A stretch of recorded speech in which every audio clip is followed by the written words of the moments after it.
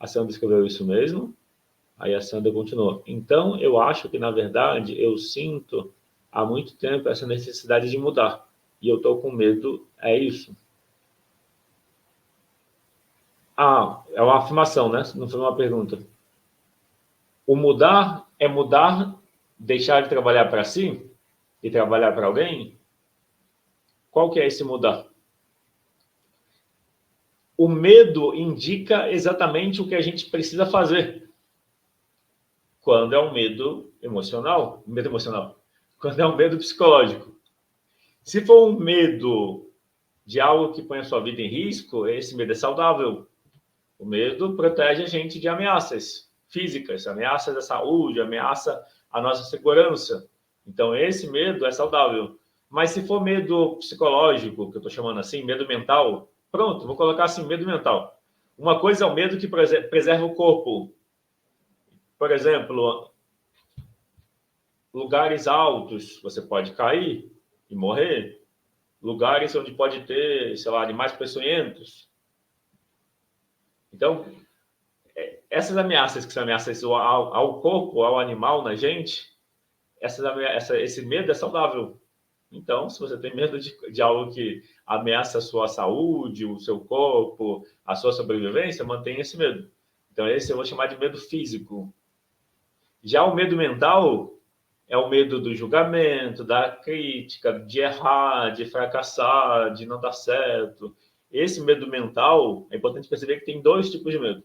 Esse medo mental é o acúmulo de medo por não lidar com ele, por não entender que você precisa cuidar do eu emocional, que você precisa dar segurança para o seu eu emocional, que você precisa ter um diálogo de cumplicidade.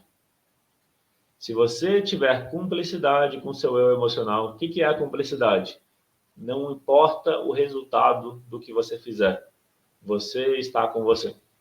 Isso eu chamo de ser para si o pai e a mãe que você gostaria de ter. Eu aprendi isso em 2014. Eu fiz a formação, eu fiz várias formações de constelação familiar até hoje, mas a primeira que eu fiz, de 2 anos, foi em 2011 e 2012. E eu não aprendi isso. O pai e a mãe para si, que eu estou dizendo, ser para si o pai e a mãe que você gostaria, eu fui aprender isso em 2014, numa vivência de constelação. Nem era formação, não era curso, era uma vivência. Eu fui para essa vivência meio assim, sem muita expectativa. Eu pensei, vamos na vivência, vou ver a constelação, não vai ter nada de novo. Eu fui meio desanimado. Não estava muito afim de... Mas, ao chegar, essa informação valeu a pena. Eu fui buscar essa informação. Porque o facilitador perguntou, você tem sido para você o pai e a mãe que você gostaria? Aí essa pergunta me fez pensar.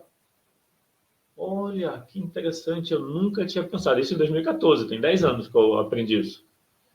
Eu nunca tinha pensado que eu poderia ser para mim o pai e a mãe que eu gostaria.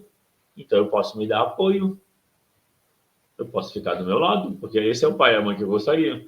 Um pai e mãe que apoia, que está junto, que escuta, que defende incondicionalmente. Então, a partir dali, eu comecei a exercitar esse lado. Esse olhar de você ser o pai e a mãe que você gostaria, ele é muito importante para lidar com o medo, inclusive. Bom dia, Simone Castro. Bem-vinda. A Simone está assistindo do YouTube. Então, ser para si o pai e a mãe que você gostaria é uma forma de dar segurança para o seu eu emocional. Então, muitas vezes, o fugir do medo significa que você não está cuidando de você emocionalmente. Significa que você não está sendo para você o pai e a mãe que você gostaria. Porque eu deduzo que você, como as demais pessoas, gostaria de um pai e uma mãe que expressa, que demonstra empatia, cuidado, que demonstra estar do seu lado. Só que às vezes o medo faz com que eles achem, não só o medo, né? Também as experiências passadas. Também a criação e a educação que você recebeu, muitas vezes faz achar que tem que ser severo, tem que ser duro, tem que criticar, como uma forma de, como eu posso dizer, como uma forma de educar. Se não for severo, se não for exigente, não vai dar certo. Então precisa ter a crítica, precisa ter o julgamento. Só que isso afeta a relação. Ninguém quer estar perto de quem fica criticando e julgando. Então, uma forma de você conseguir fazer mais do que você gostaria é você pensar no pai e na mãe que você gostaria de ter. E pensar no quanto você tem sido para você. A Simone Castro perguntou, poderia indicar um livro? Para esse tema do ser o pai e a mãe para si? Deixa eu pensar.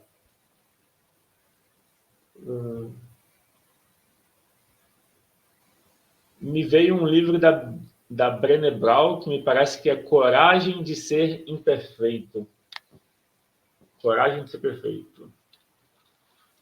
Coragem de Ser Imperfeito. Eu acho que é da Brené Brown, mas eu posso estar confundindo. Então, esse Coragem para Ser Imperfeito é sobre aceitar a si mesmo, é sobre autenticidade. Eu escrevi na mensagem, no comentário. Então, eu penso nesse livro, Coragem de Ser Imperfeito, como um livro que traz essa aceitação. Porque muitas vezes você não é, ou não tem sido, para si, o pai e a mãe que você gostaria, porque você ainda está buscando aprovação nos seus pais e nas pessoas. Enquanto a gente ainda busca aprovação no pai, na mãe, a gente não é verdadeiro com a gente. Eu vou falar de novo. Enquanto você busca aprovação, essa busca por aprovação pode ser uma busca por apoio, pode ser uma busca por reconhecimento. Enquanto você tem essa busca por aprovação, você não está se aprovando. Quando você se julga e se critica, esses julgamentos é a voz da mãe, é a voz do pai na gente. É a educação que a gente recebeu. A gente recebeu uma educação e a gente repete, a gente replica essa educação na gente. E esse replicar essa educação, essa voz, que a gente fala com a gente com dureza, com rigidez, a Sandra escreveu, faz sentido para mim. Essa voz que a gente aplica na gente é a gente não sendo o pai e a mãe que a gente gostaria. E sendo o pai e a mãe que a gente teve. Isso é um amor inconsciente. A gente faz isso por amor. Por amor, a gente imita os pais. A gente modela os pais. Esse imitar os pais, esse modelar os pais, tem a ver com